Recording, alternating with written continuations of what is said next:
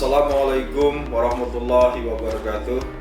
Saya Istiadi, Kepala Bidang Kebudayaan Dinas Pariwisata dan Kebudayaan Kabupaten Kebumen. Pondok Pesantren Al-Kahfi Somalangu Kebumen merupakan pondok pesantren tertua di Pulau Jawa bagian selatan. Pondok ini didirikan oleh Syekh Sayyid Abdul Kahfi Al-Hasani yang berasal dari negara Yaman, yang merupakan keturunan ke-22 dari Rasulullah Muhammad SAW. Pada tanggal 25 Sya'ban tahun 879 Hijriah atau pada hari Rabu 4 Januari tahun 1475 Masehi. Beliau masuk ke Pulau Jawa pertama kali dari negara Yaman, mendarat di Pantai Karangbolong, Kebumen, dan akhirnya menetap di Somalangu untuk membuka pesantren.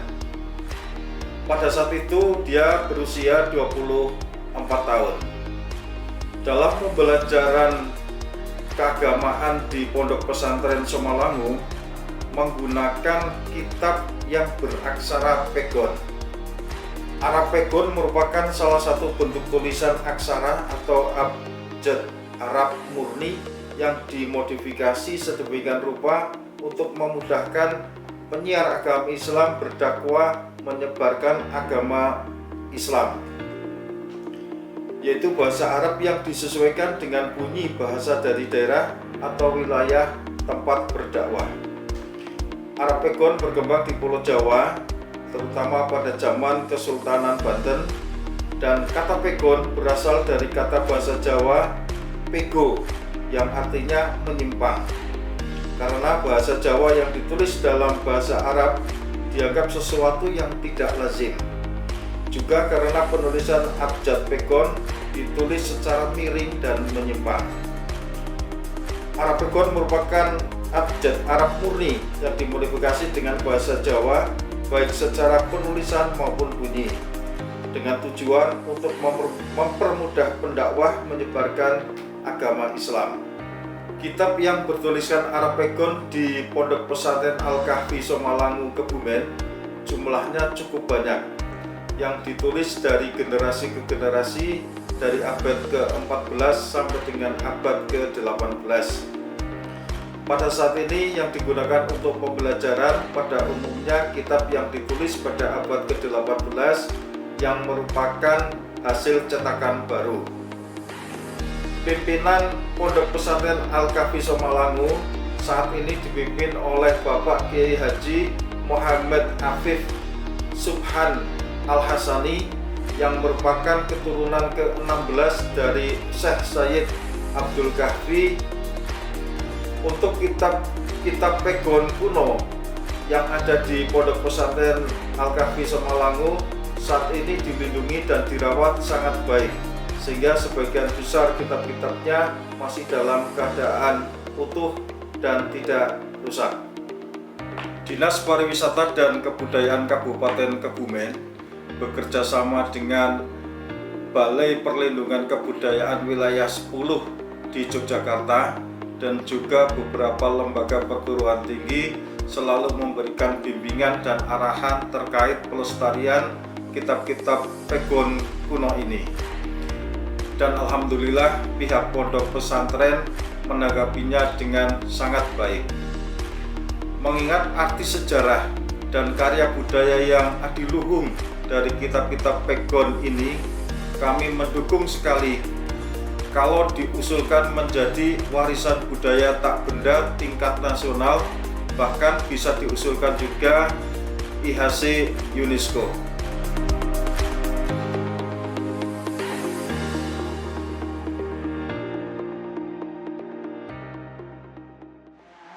Pondok Pesantren Al-Kahfi Somalangu berdiri atas dasar prasasti yang ada di pesantren ini dan kita simpan itu tertanggal 25 Sya'ban tahun 879 Hijriah.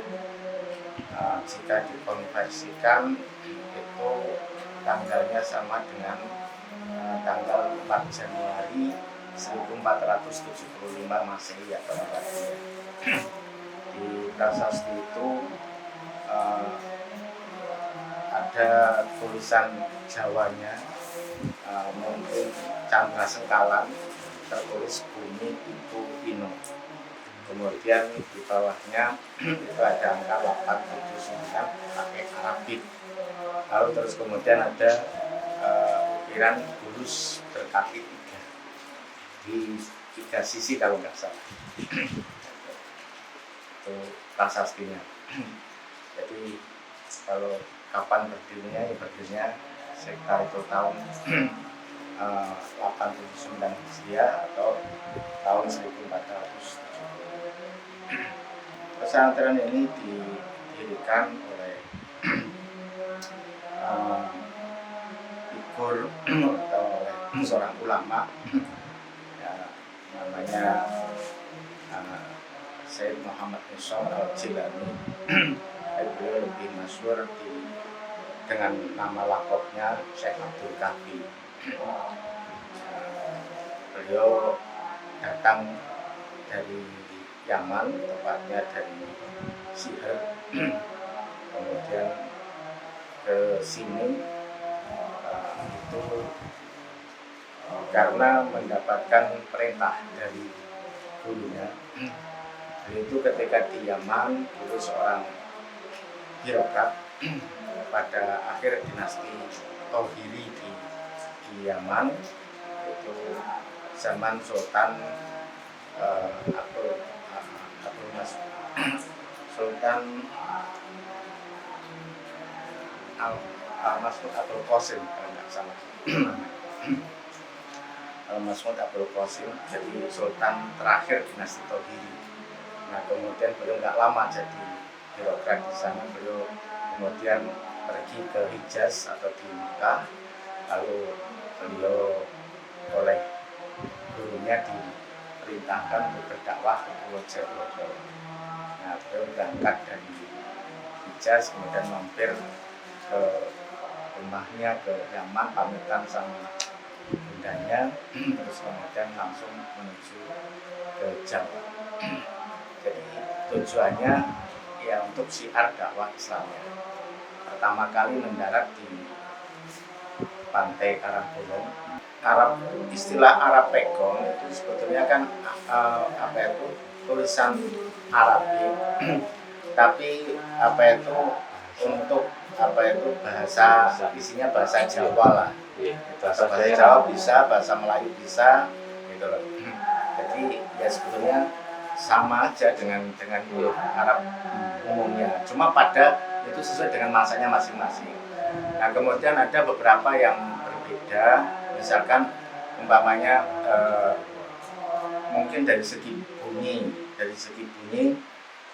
misalkan umpamanya kata walang. Nah itu kata walang itu mungkin kalau hanya Arabik biasa tertulis wawu, lam, alif, terus ngain.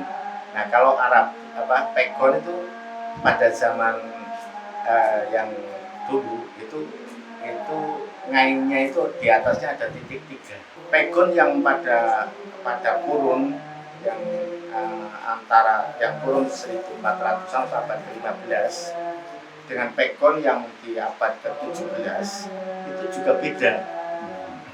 Begitu berbeda, ada perbedaan.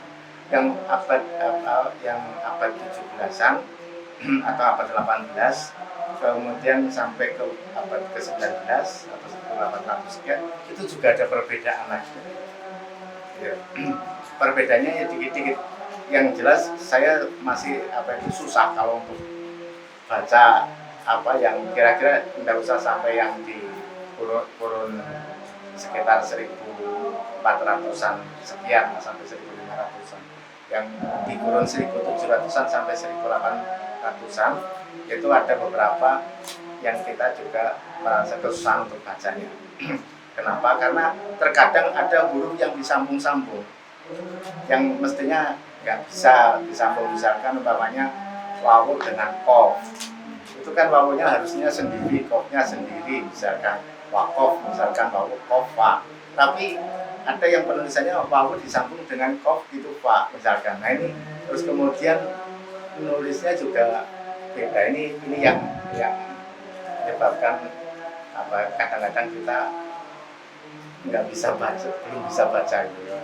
Ya itu ada yang dari tahun dari abad 15 1475-an ke sini, terus kemudian yang 1600-an sekian juga ada, yang 1700-an juga kita ada, sampai ke zaman Diponegoro 1800-an sekian, sampai kemudian zaman sudah mendekati kemerdekaan. Ya kalau itu kan kitab-kitab yang dikenal sekarang itu kan kurungnya kurang lebih di kisaran 1800-an lah, 1800-an sih. Kalau yang kurung di sana, kurung di sebelum 1800-an itu banyak yang, jadi di sini itu banyak juga karangan-karangan dari pengasuh sini. Sampai di tahun 1800-an sampai ke 1900-an. Jadi di setiap periodisasi pengasuh itu ada karangannya, sehingga antara satu generasi kita ke generasi seterusnya itu nyambung terus, termasuk Syekh Abdul Kafi sendiri. Iya. Beliau punya karya tulis itu lebih daripada 100 kali. Pesantren tetap tekun menjadi idol. Ya, jadi Pak, itu terutama kan ketika memberikan makna ke memberikan makna naskah-naskah Arabik yang misalkan mau kitab tafsir, hadis atau yang lain-lain, itu santri lebih enak memberikan maknanya pakai tulisan-tulisan tekun. Ya kita lagi melakukan penulisan ulang karya-karya tulis pengasuh ini dari periodisasi ke periodisasi. Nah, yang jelas kan untuk merawat manuskrip yang dengan usia sebegitu lama itu agar tetap itu ada, misalkan Quran yang zamannya Syekh Abdul Kafi itu tertulis pakai tinta emas, dulu diminta oleh salah satu hadiahnya untuk disimpan oleh Kiai Slamet Munawir almarhum besok di Candi Bulan, dianukan oleh beliau. Terus kemudian itu ya sekarang sudah begitu pekan, yang pure sudah gitu.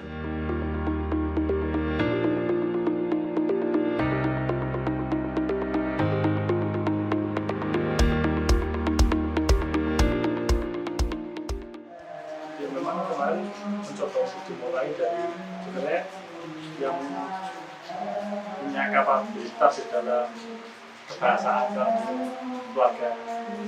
Sebenarnya namanya itu memang itu dikait dengan Arab, itu yang pasti termasuk bahasa Ibrani juga dia aktif untuk bahasa itu. Karena saya itu di naskah saya itu ya kemarin juga ikut dalam menerjemahkan beberapa kitab yang nggak mampu banget, yang masih bisa materialnya itu masih bisa nggak apa atau nggak itu kemarin mulai disalin, bisa diulang, terus ditulis lebih relevan bagian itu bagian untuk moral paling nyata. Tapi yang sebelum-sebelumnya seperti yang saya katakan, jadi memang harapannya adalah kita bisa mendapatkan teknologi yang memungkinkan ada beberapa ilmu yang memang itu itu memang tanahnya ropan ya. Tapi ada juga yang bisa sekali salah sampai. Jadi maksudnya itu seperti misalnya doa-doa atau zikir-zikir yang diwariskan dari tadi kalau sempat sampaikan tadi manuskrip yang ditulis oleh Pangeran Diponegoro itu banyak zikir-zikir yang kita buka memang dengan tujuan-tujuan khusus atau tempatnya wakaf khusus. Tapi kalau yang berkaitan dengan ilmu-ilmu yang sifatnya analitik seperti hukum dan fikih atau tasawuf seperti analitik itu kita tidak punya kekhususan. Ya setiap waktu, setiap ada tahun pembelajaran ya sesuai dengan agenda tahun pembelajaran. Kemanaan yang sederhana ya sebagai termasuk dalamnya kemampuan untuk membangun jembatan budaya atau pemikiran antara budaya Arab dengan budaya lokal artis ini dalam budaya Jawa. Bismillahirrahmanirrahim. Untuk kitab yang akan saya baca adalah kitab Takrib yang bertuliskan dengan Arabikon. Untuk beberapa kelebihan dan kekurangan Arabikon, yang pertama untuk kelebihannya yaitu bahwasanya Arabikon itu menunjukkan bahwasanya kekayaan budaya Indonesia, keilmuan Indonesia yang sudah berumur ratusan tahun. Untuk kekurangannya memang untuk Arabikon sendiri karena pertulisan Arab tapi maknanya Jawa, itu ada beberapa kesulitan, yaitu untuk memahaminya butuh waktu untuk beradaptasi dengan tulisan Arabikon.